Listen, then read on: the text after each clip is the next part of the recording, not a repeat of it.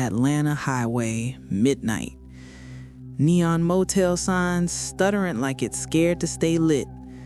I'm Nia Coleman, fresh off a funeral I ain't finished crying about. GPS says Rest Haven Inn, but that name lying through his teeth. A cat, green eye, one gray, perched on the counter watching me sign my name wrong just to see if the world notices.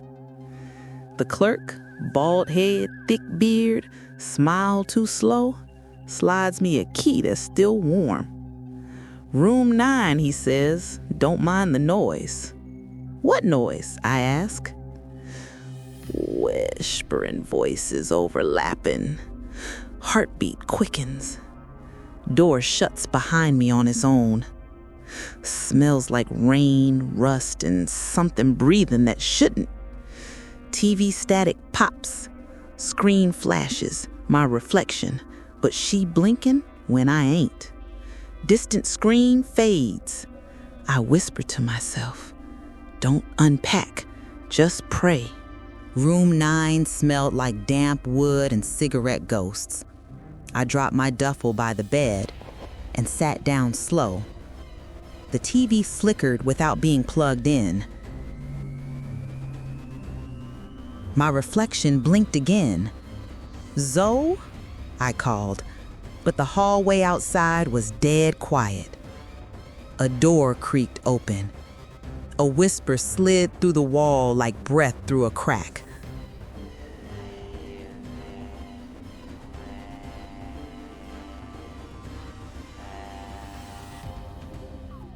I froze.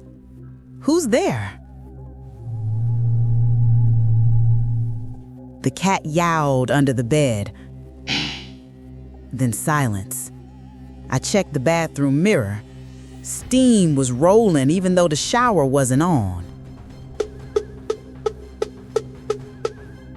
I whispered the prayer Grandma taught me, low and shaken. The light bulb popped. Shards sprinkled like rain.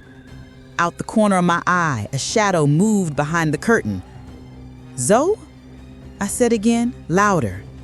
A man's voice answered, rough, familiar but not from this world. You checked in under the wrong name. I grabbed the lamp, ready to swing. The door burst open, Zoe standing there, eyes wide. Ma'am, who you talking to? I turned back, curtain empty. But the mirror behind me still showed 3 people.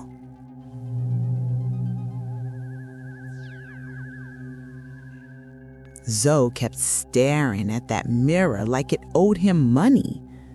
I whispered, you saw it too, right?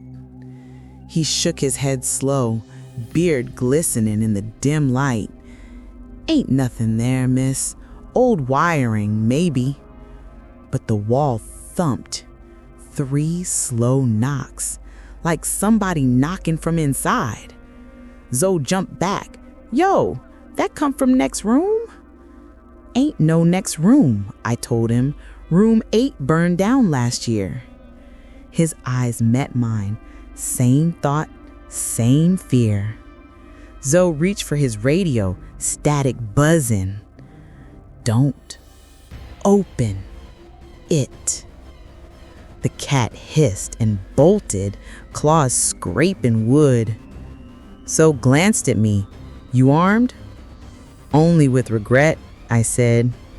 I grabbed my duffel, pulled the small pistol my daddy left me after Iraq. Don't shoot till you see the sin, Grandma used to say. The doorknob turning slow. Zoe whispered, ain't nobody out there. I whispered back, that's the problem. And then the lights died. Whole motel swallowed in black. Only the mirror still glowed. I held the flashlight steady, beam slicing the dark like a blade. Zoe whispered, power never cut like this before. Maybe the storm, I said. though the rain had stopped 5 minutes ago.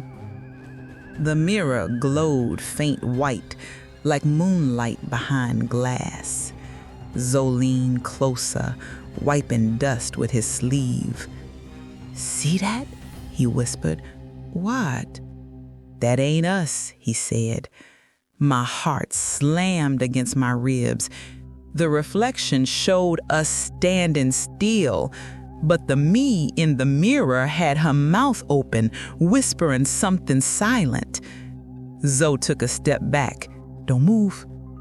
The reflection, Zoe grinned, wicked and wrong. "Zoe, that ain't you," I breathed. The lights flickered once. The other Zoe reached out from the glass. Zoe jumped back, gun drawn, shouting, "Get away from that thing." I stumbled, hit the nightstand, lamp falling, and then silence. When I looked up, the reflection Zoe was gone, but my reflection was still whispering. We ran back toward where room 9 used to be. The hallway twisted like melted plastic. Zoe shouted, "This ain't real. It's some ghastly dream."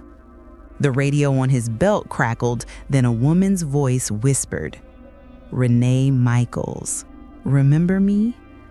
My stomach flipped. "Who said that?" I whispered. The hallway opened into a lounge I'd never seen. Dusty chairs, broken piano. Family portraits covered the wall, but every face had mine.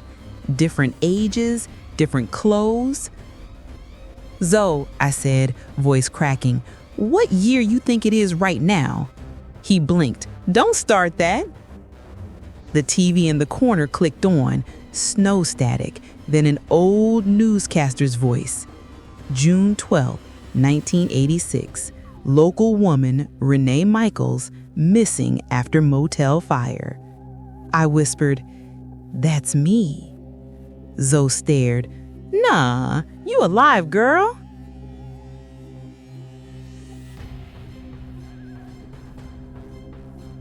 Flames erupted in the reflection of every picture.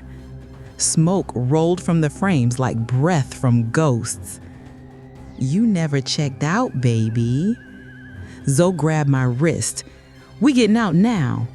The portrait screamed as we ran. Room 9 looked different now. Clean, untouched, like nothing happened. The mirror was whole again. On the desk lay an old ledger, leather cracked. My name on the top line, Renee Michaels, paid in full. Zoe muttered, "Why'd say that? You ain't paid for nothing yet." I opened it. Dozens of names beneath mine, each with a red stamp. Checked out, deceased. I said, "These the guests. They all died here." A page turned on its own. The stamp melted, dripping blood-red ink. Zoe backed up, gun drawn. "Enough! We burn this book." I shook my head. That's what it wants. The air grew cold. Frost crawled across the mirror like spider veins. My reflection whispered my name backwards. "Slee Els Michaels." Zoe shouted, "Stop looking at it." Shards floated midair, spinning around us like stars. In each fragment, another guest screamed, "They can't leave till I remember." Zoe grabbed the ledger and slammed it shut, and every mirror shard dropped dead silent to the floor. Only one shard kept glowing, showing a door that wasn't there before. The glowing shard showed a door. Black wood, no knob, pulsing like it breathed. Zoe muttered, "That ain't no normal exit, Renee." I said, "Normal stopped 2 chapters ago." Heartbeat thudding, whispering names. I reached out and touched the shard. It was cold as the grave. The whole mirror rebuilt itself fast, like film rewinding. Then the door appeared on the motel wall, glowing, faint blue. "Check out or burn out," whispered a voice that wasn't mine. Zoe lifted his gun. "We opening that or leaving it?" I stepped forward. Only one way to find out. Door creak, heartbeat rise, echoing breath. We crossed the threshold, air thick like syrup, lights bending. The hallway on the other side wasn't a hallway. It was the motel folded on itself, upside down, furniture nailed to the ceiling, doors hanging in midair. "What kind of world is this?" A child's voice echoed down the corridor. "Mama, you forgot your room key." I froze. That was my daughter's voice from 10 years ago. Zoe whispered, "Renee, you said your baby passed."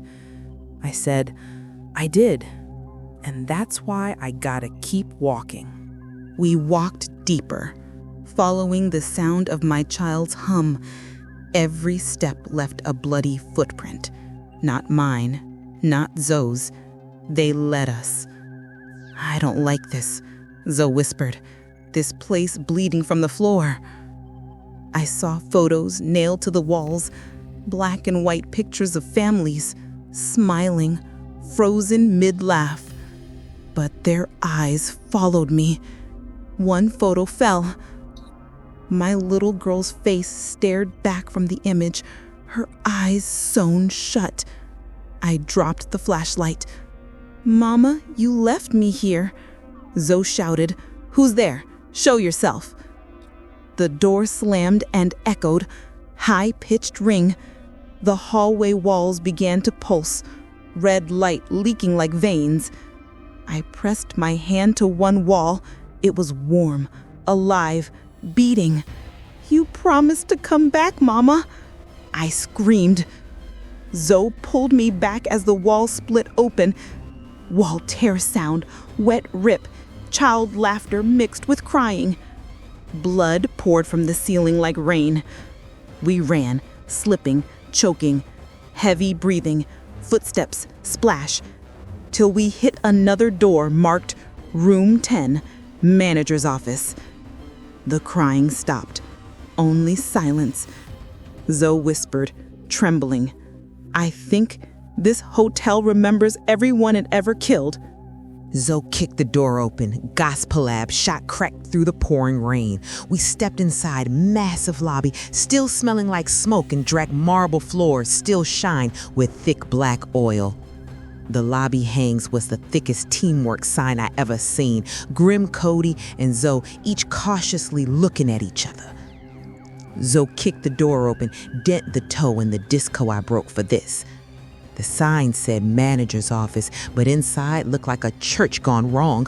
Old hymn books soaked in blood, cross hanging upside down, and that same mirror behind the desk, only bigger, pulsing red. I whispered, "This where it started." "Started what?" "The fire," I said. "This was my daddy's motel. He used to lock me in this room when I talked back. Said the mirror showed obedience." Zoe turned slowly, realization hitting him like a bullet. "You mean that thing been here since you was a kid?" The floor split open beneath me, fire and cold wind pouring through the cracks. "Renee!" Zoe shouted, reaching for me, and something pulled him back. I looked up at the mirror, red light flickering over my face. Every face inside the glass was mine. My child, my father, every guest who died here, all wearing my eyes. I said, "It ends tonight." I pulled the pistol, aimed at my reflection. "You don't own me no more." I shot. The mirror exploded and screams came from behind the glass. A wave of heat blasted through the room, paper spinning, lights bursting. Zoe dove to the ground shouting, "Renee!" I felt peace for the first time. Warm, clean, no sound but the rain outside. When I opened my eyes, I was standing in sunlight. The motel behind me was gone. Just a burnt field, wildflowers growing where blood used to be. Zoe stumbled beside me, coughing. "We out?" I smiled, looking at the sky. We checked out. A whisper rolled the breeze, faint but clear. "Welcome home, Mama." From savage to saved. If you believe God still saves, type amen and subscribe.